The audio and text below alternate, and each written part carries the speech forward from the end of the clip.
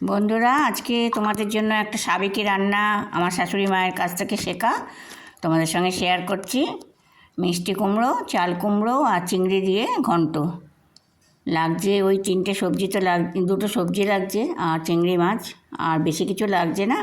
5 ফোড়ন, কাঁচা লঙ্কা আর জিরে বাটা, আর হলুদ খুবই কম। লাউ আর চাল কুমড়োটাতে একটু হলুদ কম দিতে হয়। আমি তেল বসিয়ে দিলাম, দিয়ে 5 ফোড়ন আর কাঁচা লঙ্কা আর তেজপাতা দিয়ে দিলাম। দিয়ে এবার আমি চাল কুমড়োগুলো ছেড়ে দেবো। চাল কুমড়োটা নাড়াচাড়া করে একটু জল বেরোবে তো, যার জন্য একটু সময় দিতে হবে। ওই জন্য আমি পাশে আবার কুমড়োটা অন্য কড়াতে ভেজে নিচ্ছি, কারণ ওতে জল বেরোলে কুমড়োগুলো গলে যাবে। কুমড়োটা একটু ভেজে নেবো, ভেজে নিয়ে তুলে নিয়ে একটু পরে দেবো। এই আমি কুমড়োটা তুলে নিলাম। ওই তেলেই আমি আবার চিংড়ি মাছগুলো ভেজে নেবো।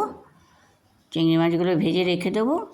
দিয়ে তারপর ওই মিষ্টি ভাজা কুমড়োটা, চাল কুমড়োর জলটা শুকিয়ে গেলে ওর মধ্যে আবার দিয়ে দেবো। দিয়ে তারপরে জিরে বাটা দেবো, নুন দেবো, মিষ্টি দেবো, কারণ চাল কুমড়োটা থেকেও তো জল বেরোচ্ছে। এখন জিরে বাটা দিয়ে দিলাম। এবার দেবো নুন আর চিনি। একটু মিষ্টি মিষ্টি হলে খেতে ভালো লাগে, আর কুমড়োর মধ্যে তো একটু মিষ্টি আছেই। সব মিলিয়ে বেশ একটা খুবই ভালো টেস্ট হয়। তোমরা একদিন করবে, একদিন করে খেয়ে আমাকে কমেন্ট করে জানাবে কেমন লাগলো। আমাদের কাছে তো ভীষণই ভালো লাগে, আর চিংড়ি মাছের তো টেস্ট আছেই ভালো।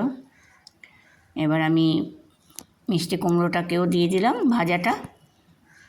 এবার দুটোকে মিশিয়ে আমি পরে চিংড়ি মাছটা দেবো। আর কাঁচা লঙ্কার হালকা হালকা ঝাল, আর চিংড়ি মাছ আর চাল কুমড়ো তো ভীষণই কচি এখন। এই সময় তোমরা একদিন করে খাবে। আমি আশা করব আমার সঙ্গে থাকবে, আমাকে শেয়ার করবে, কমেন্ট করে জানাবে। আর যেটা বলবো সেটা হলো গিয়ে, তোমরা এটা দিয়েও খেতে পারো, মাছ ছাড়াও রান্না করলে খুবই টেস্ট হয়।